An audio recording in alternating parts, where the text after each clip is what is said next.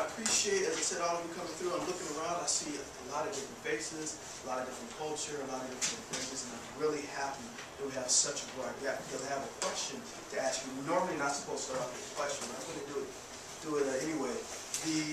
I think it's really important that you're all here today because I want to see what we can do to help all the white kids in the school district to catch up to the Asians. And I don't understand why the white kids just aren't doing as well as the Asians. And I'm trying to figure out what we can do to close that achievement gap. Because the Asians are excellent. And if the Asians can do it and they're a minority, then why aren't the white kids doing as well as Asians? I know, seriously, can anyone tell me what is it about the white kids that we can help the white kids do to catch up to the Asians? Yes, sir. Well, I know that the creation of Asian populations on this side of the 20th century has favored professionals, doctors, lawyers, and the like. Okay.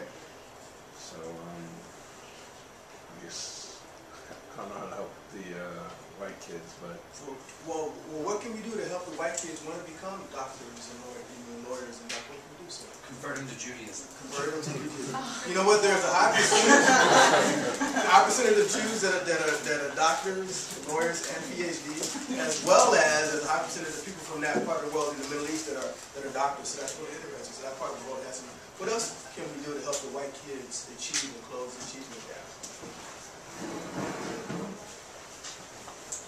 Yes. I mean, I think it has to do with culture.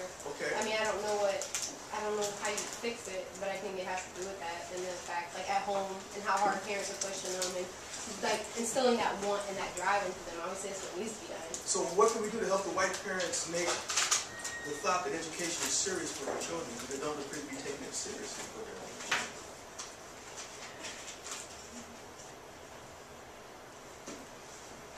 Any other thoughts? Okay. Well, my perspective is, and the reason why I started off with this question, who made white people the measure of what things should be? Have you ever noticed when you look at statistics and talk about social justice, it's always African Americans aren't doing as well as whites.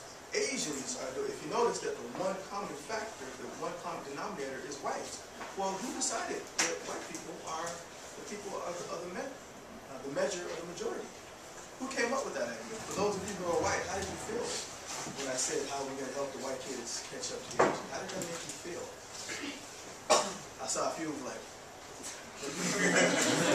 So my point being is just the way we phrase our conversations about whites and the minoritized in the United States makes it an oppositional culture. Why should we have to always measure ourselves or anyone else off of one sole culture? And not meaning to take offense, white people are the minority of the planet. So there's no reason why we should put one culture above or exalt one culture over another. And that's the point that I wanted to start off with today. In general, just so you know, not all Asians do well in school. Most Asians do fairly well.